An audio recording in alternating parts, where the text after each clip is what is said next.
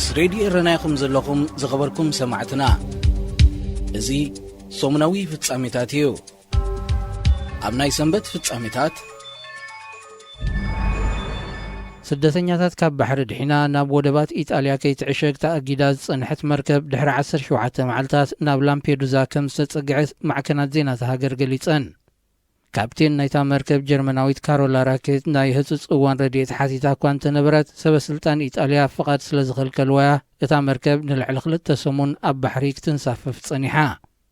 ካፕቴን ካሮላ ናይ መወዳእታ ዝወሰደቶ ውሳኔ ብዘይ ፍቓድ ናብ ዶብ ምጽጋዕ እኳ እንተነበረ ሓልዋ ዶብ ክኽልክልዋ ብዙሕ ከም ዝፈተኑን ጥሒሳቶም ከም ዝሓለፈትን ትገልጽ። እታ ካፕቴን ናብ ትሕቲ ቀይዲ ድሕሪ ምእታዋ ብዛሃበቶ ቓል ሕጊ ኢጣልያ ጥሒሰ ክቕጽዕ መረጽ ካብ ህይወት ዞም ኩሎም ስደተኛታት እናረኣኹ ዝሓልፍ ክትብል ገሊጻ። ብመሰረት ሕጊ ኢጣልያ ካብ 3 ክሳብ ናይ 10 ዓመት ዝበጽሕ ማእሰርቲ ክብየነላ ከም ዝኽእል እዮም ጠበቓታት ተሃገር ዝገልጹ። እንተኾነ ሓያሎ ኣባላትን ሰበስልጣንን ሰልፊ ዴሞክራስን ጸጋማውያንን ከምኡውን ብኩነታት ስደተኛታት ዝግደሱ ነበርቲ ከባቢ እታ መርከብ ኣብ ዝተዓሸገትሉ ብጣቕዒትን ዕለልታን ተቐቢሎማ። ናይ ህጹጽ እዋን ረድኤት ድሕሪ ምትሕልላፍና ንልዕሊ 60 ሰዓታት ተጸቢና ዝኾነት ኤውሮጳዊት ሃገር ምላሽ ኣይሃበትናን ዝበሉ ኣባላት እታ መርከብ ብወገኖም ናይ መወዳእታ ክንገብሮ ዝነበረና ስጉምቲ ህይወት ዞም ውፅዓት ምድሓኒ ነይሩ ብምባል ብውሳኔ ካፕቴን ካሮላ ሕጉሳት ምዃኖም ገሊጾም። ኢጣልያ ኣብ ስደተኛታት ሕሉፍ ጽልኢ ብዘለዎም ፖለቲከኛታት ተዓብሊላ ብምህላዋ ንስደተኛታት ትነጽግ እያ ዘላ።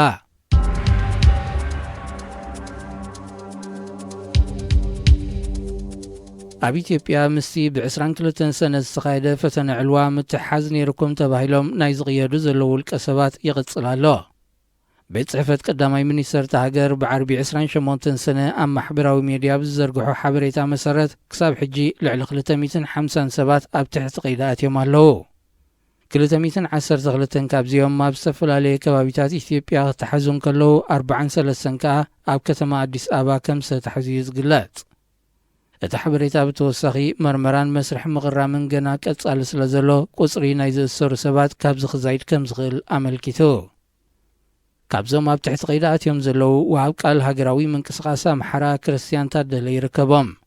ንሱ ኣብ ትሕቲ ቀይዲ ቅድሚ ምእታው ምስ ኣልጀዚራ ብዝገበሮ ቃለ መጠይቕ ፈደራላዊ መንግስቲ ኢትዮጵያ ንኣባላት ውድቡ ብፍሉይ ዒላማ ብምግባር ይኣስሮም ኣሎ ክብል ከሲሱ ነይሩ። እዚ ብኢትዮጵያ ተኸሲቱ ዘሎ ወጥሪ ብተዛማዲ ሃዲኡ እኳ እንተሎ እታ ሃገር ኣብ ዝመጽእ ዓመት ከተካይዶ መዲባ ዘላ ሃገራዊ ምርጫ ቅድሚ ምብጽሑ ኣብ ምርግጋእ ብሄር ዝመንቀልዩ ግጭት ከቢድ ዕማም ይጽበያ ከም ዘሎ ዲፕሎማስያውያን ምንጭታት ካብታ ሃገር የመልክቱ።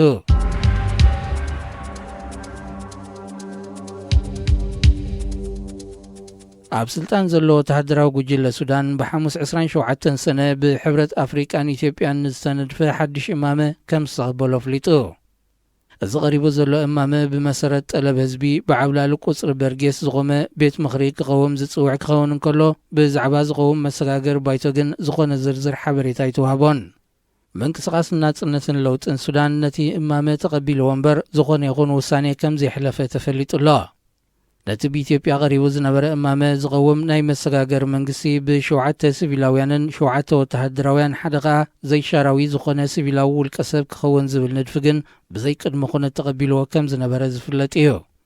እዚ ሓድሽ ቀሪቡ ዘሎ እማመ ወተሃደራዊ ጉጅለ ሱዳን ብመገዲ ቆንስሉ ሌተናንት ጀነራል ሸምሸዲን ኣቢሉ ኢትዮጵያ ምስ ሕብረት ኣፍሪቃ ብሓባር ኣብ ሓደ እማመ ክበጽሑ ብዝገበሮ ጻውዒት እዩ ተነዲፉ። ንሰለስተ ናይ መሰጋገር ዓመታት ዝጸንሕ 15 ኣባላት ዘለውዎ ብዝበዝሑ ሲቪል ዝቖመ ኣመሓዳሪ ኣካል ክቐውም ዝብል ዝርዝራት እውን ይርከቦ። ብዛዕባ ዝቐውም ሓጋጋ ኣካል ግን ኣብቲ ዝርዝር ኣይተጠቕሰን። መራሕ ሰልፊ እማ ኣሳዲቅ ኣልማህዲ ነዚ ሓድሽ እማመ ብዝምልከት ኣብ ዘውፅኦ መግለጺ ብሓጎስ ከም ዝተቐበሎን ምስ ካልኦት መላፍንቲ ውድባት ክዘትየሉ ምዃኑን ገሊጹ። ኢትዮጵያን ሕብረት ኣፍሪቃን ናብ ዘተ ዘቀራርብ እማመ ሰላም ነዲፈን ክሰርሓሉ እንከለዋ መንግስቲ ኤርትራ ግና እቲ ወተሃደራዊ ጉጅለ ኣብ ስልጣን ክጸንሕ ዝብል መርገጺ መሓዙ ዝፍለጥ እዩ። ምስ ሬድዮ ረናይኹም ዘለኹም ዝኸበርኩም ሰማዕትና እዚ ሰሙናዊ ፍጻሜታት እዩ። ኣብ ናይ ሶኒ ፍጻሜታት ኣብ ከተማ ኣስመራ ሕጽረት ማይን ኤሌክትሪክን ኣጋጢሙ ከም ዘሎ ምንጭታት ሬድዮ ኤረና ሓቢሮም። መንግስቲ ኤርትራ አገልግሎት ማይን ኤሌክትሪክን ናብ ርሑቕ ገጠራት ከስፍሕ ጻዕሪ ከም ዝገብር ዝገልጽ እኳ እንተኾነ ኣብታ ድሮ መሳለጥያታት ተሃኒጹላት ጸንሐ ከተማ ኣስመራ እውን እንተኾነ ነዚ ጠለብዚ ከማለ ኣይከኣለን ኣቐድማ ኣቢሉ ኣብ ኣስመራ ዝዝርጋሕ ዝነበረ ዕሹግ ማይ ደው ክብል ዝኣዘዘ መንግስቲ ኤርትራ ኣብዚ ሕጂ እዋን ኣጋጢሙ ንዘሎ ሕፅረት ኣገልግሎታት ማይን ኤሌክትሪክን ዝኾነ መብርሂ ኣይሃበሎን ኣብ ከተማ ኣስመራ ሕፅረት ማይ ኣብ ዘጋጥመሉ እዋን ወነንቲ ዕሹግ ማይ ስርሓ ትካላት ምስ ገለ ሰበስልጣን ተሰማሚዖም ብፍሉይ መስመር ማይ ብሓለፋ ክወሃቦም ስለ ዝጸንሐ መንግስቲ ምጽራይ ክሳብ ዝገብረሉ ደው ኣቢልዎን ዝብል ወረ ኣስፋሕፊሑ ምንባሩ ይዝከር ኣገልግሎት ኤሌክትሪክ ሓሓሊፉ ክጅምርን ክቋረጽን ዝረአ እኳ እንተኾነ ኣገልግሎት ማይ ደው ብምባሉ ግና ንህዝቢ ከተማ ኣስመራ ብኸቢድ ሃሲቡ ከም ዘለዩ ዝግለጽ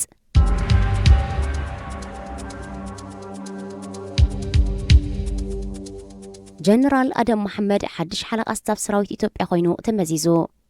ጀነራል ሰዓረ መኮነን ሓላዊኡ ካብ ዝነበረ ብዝተተኮሰሉ ጥይት ድሕሪ ምሟቱ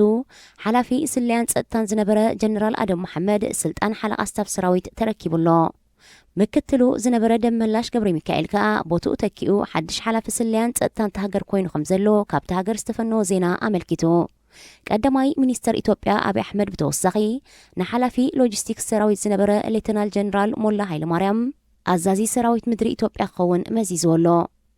ብኻልእ ወገን ኣብ ታይላንድ ኣብ ሕክምና ተዓቂቡ ጸንሐ ጀነራል አብርሃ ወልደ ማርያም ከም ዝሞተ ካብ አዲስ አበባ ዝተፈነወ ዜና ኣመልኪቱ ኣብ ግዜ ምሕዳር ቀዳማይ ሚኒስተር ነበር ሃይለማርያም ደሳለኝ ናብ ሙሉእ ናይ ጀነራል ማዕርግ ዝተሰጋገረ ጀነራል አብርሃ ድሕሪ ምምጻእ ቀዳማይ ሚኒስተር አብይ ናብ ስልጣን ጥሮታ ወፂኡ ከም ጸንሐ ዝፍለጥ እዩ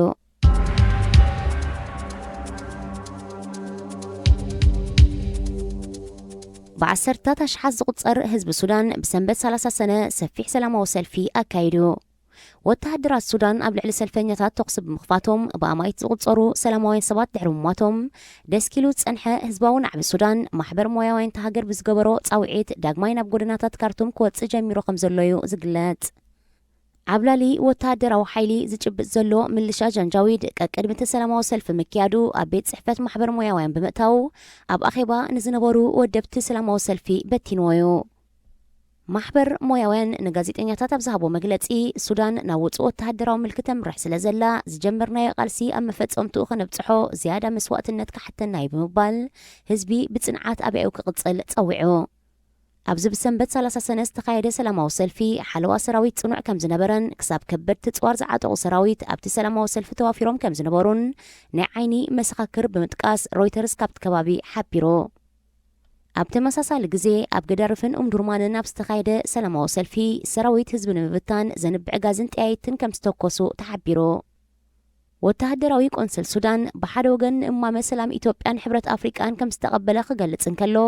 ብኻልእ ወገን ከዓ ሰላማዊ ሰልፊ ከይካየድ ምኽልካሉ ዝተሓዋወሰ መልእኽቲ የመሓላልፍ ኣሎ ክብሉ ዲፕሎማስያውያን ምንጭታት ወተሃደራዊ ቆንስል ስልጣን ሲቪላዊ መንግስቲ ንምርካብ ዘለዎ ዘይቁርብነት ይገልጹ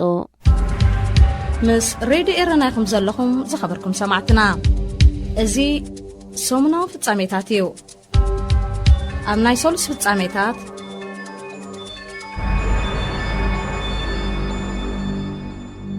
መንግስት እስራኤል ኣብ ልዕሊ ስደተኛታት ዘጽንዖ ሕጊ ኣብቲ ሃገር ንዝርከቡ ዝበዝሑ ኤርትራውያን ዝኾኑ ሓተት ዕቕባ ገና የሳቕዮም ከም ዘሎ ተገሊጹ ኣብ እስራኤል ዝርከቡ ተጣበቕቲ መሰላት ብዝህቦ ዘለዎ ሓበሬታ መሰረት እቲ መንግስቲ እቲ ሃገር ስደተኛታት ካብ ወርሓዊ ደመዞም ሓደ ሕምሲት ኣብ ባንኪ ክትሓዝ ንእስራኤል ገዲፎም ክወፁ ዝወሰኑሉ ጥራይ ክወሃቦም ክብል ኣብ ወርሒ ግንቦት 2017 ዘውፅኦ ሕጊ ንኣሰጋገርቲ ዝያዳ ዕድል ዝኸፍትን ንስደተኛታት ግዳያት ዝገብርን ምዃኑ ብሪሆም ተጸዋዒ ስደተኛታት ውድብ ሕቡራት ሃገራት ኣብ ዓመታዊ ጸብጻቡ ከም ዝገለጾ መንግስቲ እስራኤል ነቲ ሕጊ ክስር ዘጸዊዑ እዩ ኣብቲ ጸብጻብ ገለ እስራኤላውያን ኣስራሕቲ ነቲ ካብ ሰራሕተኛታት ዝውሰድ ገንዘብ ኣብ ክንዲ ብስም ሰራሕተኛታቶም ኣብ ባንኪ ዘእትውዎ ንገዛ ርእሶም ይጥቀሙሉ ከም ዘለውዋ ነጺር እዩ እቲ ኣብ ዓንቀጽ 4 ተሰፊሩ ዘሎ ሕጊ ስደተኛታት ካብ ኣታዊታቶም ተወሳኺ 16 ሚእታዊት ብመልክዕ ጥሮታ ክትሓዝ ካብቲ ሃገር ክወፁ ዝወሰኑሉ ጥራይካ ክወሃቦም ዝብል ይርከቦ ነዚ ሕጊ እዚ ንምቁዋም ተጣበቕቲ መሰላት ሃገር ናብ ላዕለዋይ ቤት ፍርዲ ጥርዓን ኣቕሪቦም እኳ እንተኾኑ ክሳብ ሕጂ ምላሽ ብዘይምርካቦም ንስደተኛታት ናይ ስራሕ ሸውሃቶም ዓፂዎ ከም ዘሎ የመልክት بمسارة ጸብጻብ ሚኒስትሪ ውሽጣዊ ጉዳያት እስራኤል መንግስቲ እቲ ሃገር ካብዚ ሓደ ሕምሲት ወርሓዊ ደሞዝ ስደተኛታት ዝተዋህለለ ልዕሊ $40 ሚልዮን ኣኪቡ ከም ዘሎ የመልክት መንግስት እስራኤል ካብ 2009 ዓመተ ምህረታት ሒዙ ን8 ኤርትራውያንን 2 ሱዳናውያንን ጥራዩ ናይ ዕቁባ መሰል ሂቡ ዘሎ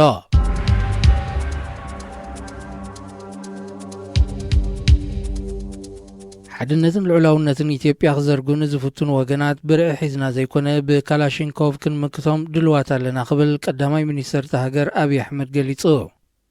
እቲ ቀዳማይ ሚኒስተር ንቤት ምኽሪ ሃገሩ ዘስምዖ ቃል እቲ ብ22 ሰነ ኣብ ባህር ዳርን አዲስ አበባን ዝተፈጸመ ፈተነ ዕልዋ መንግስቲ ዳ እምበር ከምቲ ገለ ወገናት ክብልዎ ዝጸንሑ ኣብ ሓደ ክልል ጥራይ ዝተራየ ፍጻሜ ከም ዘይኮነ ገሊጹ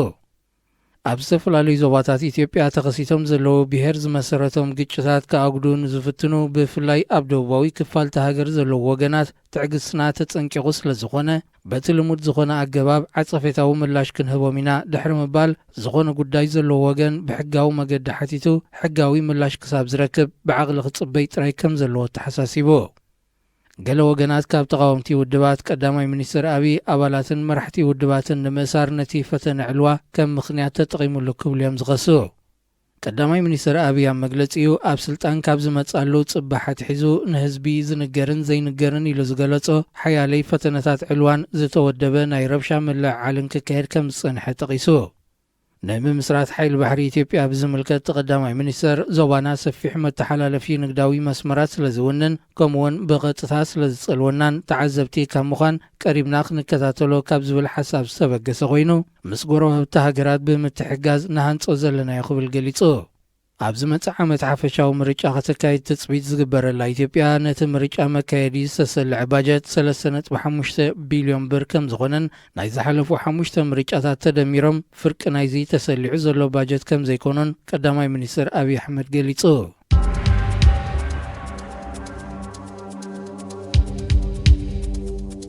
ኣብ ሱዳን ጊዜያዊ ስልጣን ሒዙ ዘሎ ወተሃደራዊ ጉጅለ ኣብ ልዕሊ ሰላማዊ ሰልፊ ዘካይድ ዘሎ ህዝቢ ሱዳን ጎነፃዊ ስጉምቲ ምውሳድ ይቕጽሎ ከም ዘሎ ዝተፈላለዩ ምንጭታት ካብቲ ሃገር ይገልጹ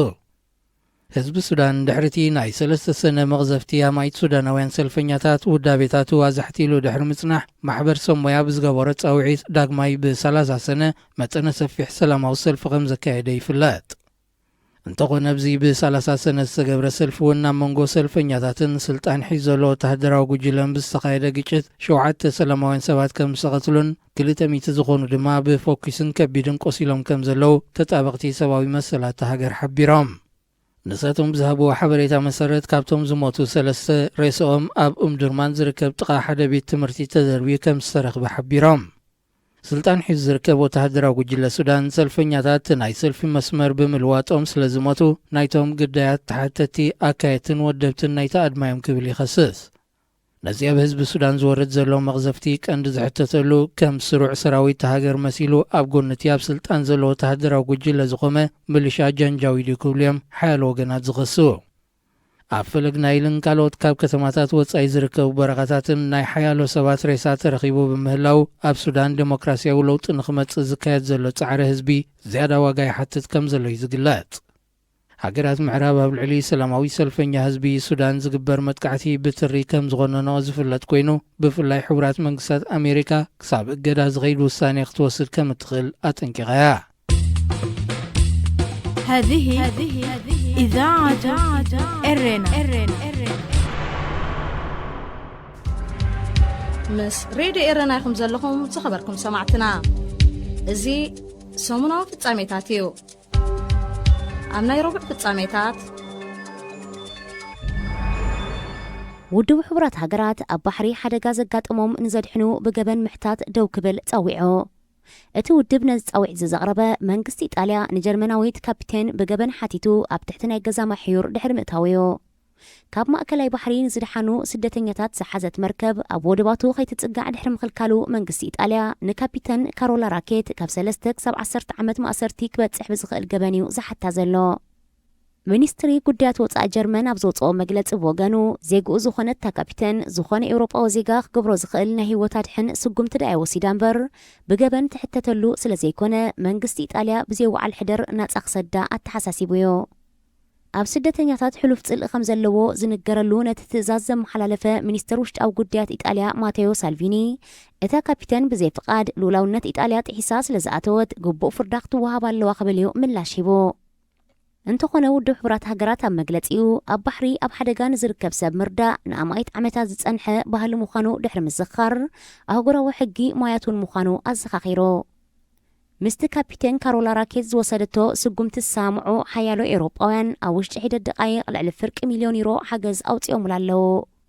ሃገራት ኤውሮጳ ቁፅሪ ስደተኛታት ኣብ ምውሓድ ዝሰማዓ እኳ እንተኾና ሕብረት ኤውሮጳ ዘውፅኦ ዘሎ ተኸታታሊ ፖሊሲታት ግን ኣብ መንጎ ኣባላቱ ክትዓልዒሉ ከም ዘሎን ንኽብርታት ባህሊ ምትሕጋዝን ሰብኣውነትን ዝግህስ ይኽብሉ ሓያሎ ወገናት ተቃውሞታቶም የስምዑ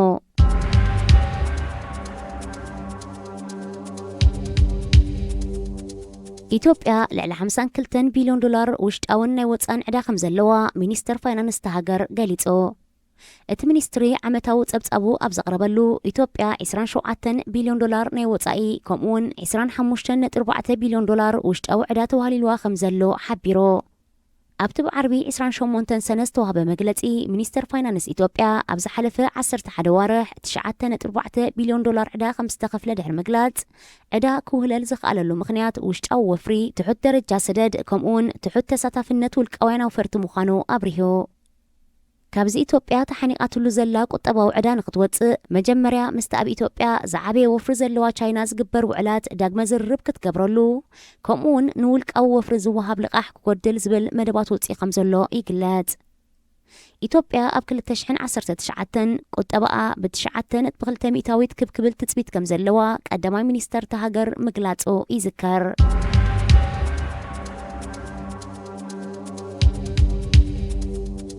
ሰውራዊ ግንባር ሱዳን ካብ ልፍንቲ ተቃውምቲ ውድባት ወፂኡ ምስ ወተሃደራዊ ቆንስል ቀጥታዊ ዘተኽጅምር ከም ዝኾነ ኣፍሊጡ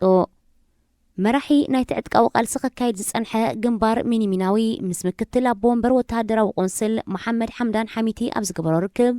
እቲ ልፍንቲ መስሪቱ ዘሎ ናይ ተቃውሞ ምትእኻብ ትካላዊ ቅርፂ ዝጎደሎ ብምዃኑ ኣብ ሓባራዊ ስምምዕ ንምብጻሕ ኣጸጋሚ ኮይኑ ከም ዘሎ ገሊጹ ኣቐድም ኣቢሉ ኣብቲ ናይ ተቃውሞ ልፍንቲ ተጸንቢሩ ዘሎ ምንቅስቓስ ንፍትሕን ማዕርነትን ማለት JEM ተመሳሳሊ መልእኽቲ ኣመሓላሊፉ እዩ ብኻልእ ወገን ንህዝባዊ ናዕቢ ሱዳን ዝመርሕ ዘሎ ማሕበር ሞያውያን ኣንጻር ወተሃደራዊ ጉጅለ ዝቐንዐ ሰላማዊ ሰልፊ ን14 ሓምለ ጸዊዑሎ እቲ ማሕበር ብኽልተ ሓምለ ኣብ ዘውፅኦ መግለጺ ስልጣን ሒዙ ዘሎ ወተሃደራዊ ጉጅለ ንዘተ ሰላም ቁሩብ ኣብ ርእሲ ዘይምዃኑ ኣብ ርሑቕ ገጠራት ንዝርከቡ መራሕቲ ቀቢላታት እንዳረኸበ ኣንጻርቲ ኣብ ከተማታት ተላዒሉ ዘሎ ናይ ለውጢ ምንቅስቓስ ደው ክብሉ ይጉስጉስ ከም ዘሎ ኣቃሊዑ ዕላማ እዚ ሰላማዊ ሰልፊ ነዚ ወተሃደራዊ ጉጅለ ኣብ መንጎ ህዝቢ ምትፍናን ክፍጠር ዝሰርሓሉ ዘሎ ሓደገኛ ሜላ ንምቅዋምን ስልጣን ናብ ህዝቢ ንኽረክብ ንምጽዋዕን ዝዓለመ ምዃኑ ይግለጽ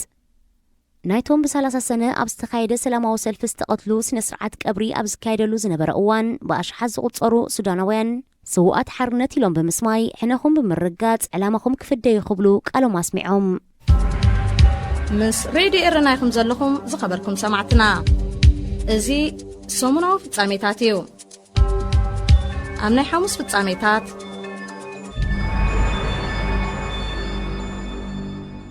መንግስቲ ኤርትራ ኣብ ልዕሊ ትካላት ጥዕና ካቶሊካዊት ቤተክርስትያን ዝወስዶ ዘሎ ጎነፅ ዝተሓወሶ ናይ ምዕፃው ስጉምቲ ሓያል ቁጥዐ ፈጢሩ ከም ዘሎ ተሓቢሩ እቲ መንግስቲ ብፍላይ ኣብ ሰለስተ እዚ ኣብ ዛገር ኣብ ልዕሊ ትርከብ ብቅድስቲ ኣና እትፍለጥ ክሊኒክ ዝወሰዶ ንብረት ናይ ምፍንቃልን ነቲ ትካል ናይ ምዕፃውን ስጉምቲ ብኣሳእል ተሰኒዩ ኣብ ማሕበራዊ ሚድያታት ድሕሪ ምዝርግሑ ኣብ ወፃኢ ሃገራት ዝነብሩ ኤርትራውያን ቁጥዐኦም ብነጥሪ ክገልጹ ይስምዑ ኣለዉ መንግስቲ ኤርትራ ነዘን መንግስቲ ክበጽሖ ኣብ ዘይከኣለ ርሑቕ ገጠራት ንኣስታት 30 ዓመታትን ልዕሊኡን ንድኻ ህዝቢ ከገልግላት ጽንሓ ትካላት ጥዕና ብጎነፅ ዝዓጽወሉ ዘሎ ምኽንያት ወግዓዊ መግለጺ ኣይሃበሉን እንተኾነ ሬድዮ ኤረና ዝተወከሰቶም ወገናት ኣብ ዝሃብዎ ርእቶ ህግደፍ ኦርቶዶክስ ተዋህዶ ቤተ ክርስቲያን ኤርትራ ንምግማዕን ምክፋልን ዝተጠቕመሉ ሜላ ኣብ ካቶሊካዊት ቤተ ክርስቲያን እውን ብኣውራጃውነትን ካልእን እናወንጀለ ክሰርሓሉ እኳ እንተፈተነ ክዕወት ብዘይምኽኣል እዩ ብጎነፅ ናብ ምዕፃው ትካላት ዝጓየ ዘሎ ዝብል ትንታነታት ይህብሉ ጳጳሳት ካቶሊካዊት ቤተ ክርስቲያን ኤርትራ ነዚ መንግስቲ ኤርትራ ዝወስዶ ዘሎ ጎነፃዊ ስጉምቲ ዝኹንን ወግዓዊ መግለጺ ከም ዝዘርግሑ ይዝከር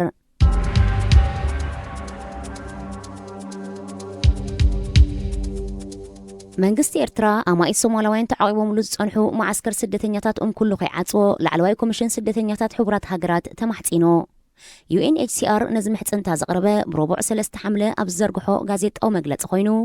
መንግስቲ ኤርትራ ኣብቲ ማዓስከር ንዝጸንሑ ሶማላውያን ክእለዩ ድሕሪ ዘመሓላለፎ ትእዛዝ እዩ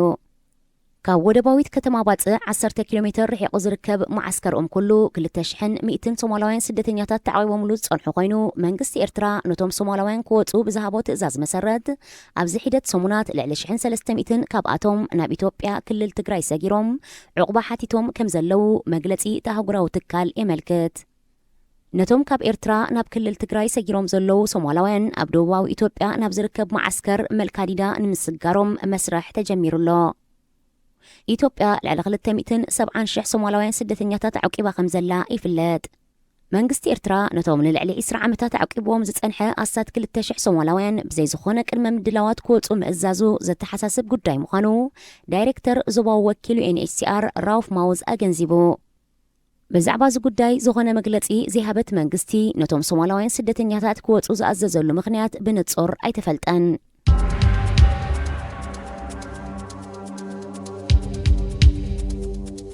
ኣብ ሊብያ ከተማ ጥራብሉስ ነፈርቲ ውግእ ብዘካይድኦ ደብዳብ ቆልዑን ኣዴታትን ዝርከብኦም ብውሕዱ 40 ስደተኛታት ከም ዝተቐትሉ ተሓቢሩ። ኣብቲ ስደተኛታት ዝተዓቕብሉ ቦታ ታጁራብ ዝተባሃለ ከባቢ ዝተኻይደ ደብዳብ ብውሕዱ 130 ሰባት ከም ዝቆሰሉ ትካላት ስደተኛታት ኣፍሊጠን። ነቲ ደብዳብ ዘካየዳ ነፈርቲ ኣብ ቤንቃዚ ናይ ዝመደበሩ ሓይሊ ጀነራል ሓፍታር ምዃነን ይግለጽ እኳ እንተሎ እቲ ሓይሊ ነቲ ደብዳብ ከም ዘይካይዶ ይጠቅስ። እቲ ንስደተኛታት ኢላማ ዝገበረ ደብዳብ ምስ ገበን ኣንጻር ሰብኣውነትን ናይ ኩናት ገበንን ክጽብጸብ ከም ዝኽእል ሕቡራት ሃገራት ኣመልኪቶ። ኣብ ታጁራ ኤርትራውያን ዝርከቦም ልዕሊ 300 ስደተኛታት ኣብ መንጎ ኩናት ተቐርቂሮም ከም ዘለዉ ክግለጽ ጸኒሕዮ። ገዳያት ናይቲ ብረቡዕ 3 ሓምለ ዝተኻየደ ደብዳብ ነፈርቲ ዝኾኑ ስደተኛታት ዜግነቶም ብዝርዝር ኣይተገልጸን። ምስ ሬድዮ ኤረና ይኹም ዘለኹም ዝኸበርኩም ሰማዕትና እዚ ሰሙናዊ ፍጻሜታት እዩ። ኣብ ናይ ዓቢ ፍጻሜታት ናይጀርያ ካብ ሰንበት 7 ሓምለ ሒዙ ብደረጃ ኣህጉር ኣፍሪቃ ንዝምስረት ናጻ ናይ ንግዲ ዞባ ከም እትጽንበር ማዕከናት ዜናት ሃገር ሓቢረን። ኣብ ኣፍሪቃ ዝዓበየ ቁጠባ ከም ዘለዋ እትግለጽ ናይጀርያ ተወሳኺ መጽናዕቲ ክሳብ እተካይድ ናብቲ ነጻ ናይ ንግዲ ዞባ ማለት AFCFTA ከም ዘይትጽንበርያ ክትገልጽ ጸኒሓ። ኤርትራን በኒንን እውን ኣብዚ ብደረጃ ኣፍሪቃ ዝምስረት ናጻ ናይ ንግዲ ዞባ ኣይተጸንበራን። ይኹን እምበር ቤት ጽሕፈት ፕሬዚደንት ናይጀርያ ብዘውፅኦ መግለፂ መሰረት ኣብዚ ሰሙን እዚ ኣብ ኒጀር ኣብ ዝካየድ ዋዕላ ሕብረት ኣፍሪቃ ናብቲ ነጻ ናይ ንግዲ ዞባ ንምጽንባር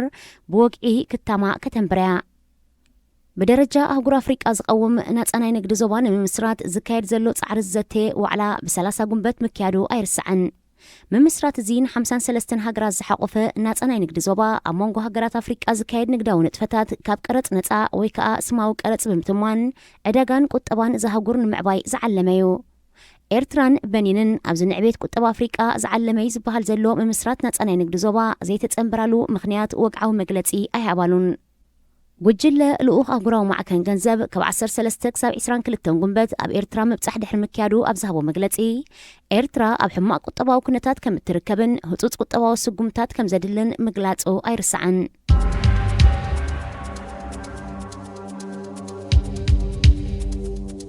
ጽባሕ ቀዳሚ 6 ሓምለ ኣብ ዝጅምር ናይ 2019 ቅድድም ምሽክለታ ዙር ፈረንሳ ኤርትራዊ ናትናኤል ብርሃነ ምስ ፈረንሳዊት ክለብ ኮፊዲስ ተሓቂፉ ክወዳደር እዩ። ሓንቲ ካብ ዓበይቲ ጋንታታት ዓለምና ዝኾነት ኮፊድስ 6 ፈረንሳውያን 1 ስጳኛውን 1 ኤርትራውን ሓቂፋ ኣብዚ ኣብ ዓለምና ብዕቤቱ ኣብ ቀዳማይ ደረጃ ዝስራዕ ቅድድም ምሽክለታ ንምስታፍ ተዳልያ ከም ዘላ ጋዜጣ ለኢኩፕ ናይ ፈረንሳ ሓቢራ።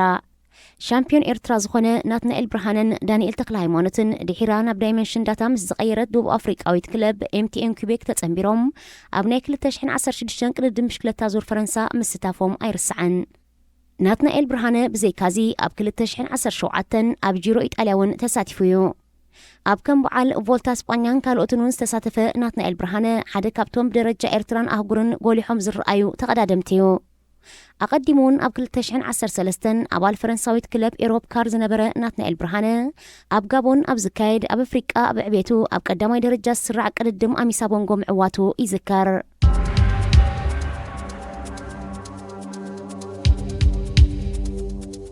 ኣብ ኢትዮጵያ 871 ሰባት ብሕማም ሸሮኽ ከም ዝተጠቕዑ ሓላፊ ኢንስቲትዩት ጥዕና ኢትዮጵያ ጌታቸው ቶለራ ንማዕከናት ዜና ኣብ ዝሃቦ መብርሂ ሓቢሮ። በቲ ኣብ ክልላት ኦሮሞ፣ ኣምሓራ፣ ትግራይ፣ ሶማልያ ከምኡውን ኣብ ክልል ዓፋር ተራእዩ ዘሎ ሕማም 17 ሰባት ምማቶም ኣቶ ጌታቸው ኣረጋጊጹ። እቶም ዝበስሑ ግዳያት ናይ ዝሕማም ኣብ ክልል ኦሮሞ ክኾኑ ከለዉ 350 ሰባት በዚ ሕማም ተጠቂዖም ኣለዉ ዝተረፉ 202 ካብ ክልል ኣምሓራ 131 ካብ ዓፋር 33 ካብ ክልል ሶማል 19 ድማ ካብ ክልል ትግራዮም ኣብ ከተማ አዲስ አበባ ጥራይ 125 ዝኾኑ ሰባት በዚ ሕማም ተለኺፎም ከም ዘለዉ ዝሓበረ ኣቶ ጌታቸው ነቲ ምስፍሕፋሕ ንምዕጋድ ኣብ መላእ ሃገር 26 ነቑጣታት ተዳልዮም ዘሎ ገሊጹ ኣብቲ ድሮ ተጠቂዑ ዘሎ ከባቢታት መድሃኒታት ተዳልዩ ከም ዘሎ ድማ ኣብርሂቡ ኣቐዲሙ ኣብ ዝቐረባ ሳምንታት ኣብቲ ሃገር ብዝተረኣየ ሕማም ሸሮኽ ብውሕዱ 15 ሰባት ከም ዝሞቱን 390 ከም ዝተጠቕዑን ይዝከር ሸሮኽ ብሰንኪ ርስሓት ኣከባብን ፅሬቱ ዘይሓለወ ማይን መግብን ዝስዕብ ኮይኑ ካብ ሰብ ናብ ሰብ ብቐሊሉ ዝመሓላለፍ ውፅኣት ብምስዓብ ዝቐትል ሕማም እዩ እዚ ሕማም ኣብ ሓያሎ ሃገራት ኣፍሪቃ ፀፀኒሑ ክላባዕ ምፅንሑ ይፍለጥ ሬድዮ ኤረና ናጻ ድምፂ ኤርትራውያን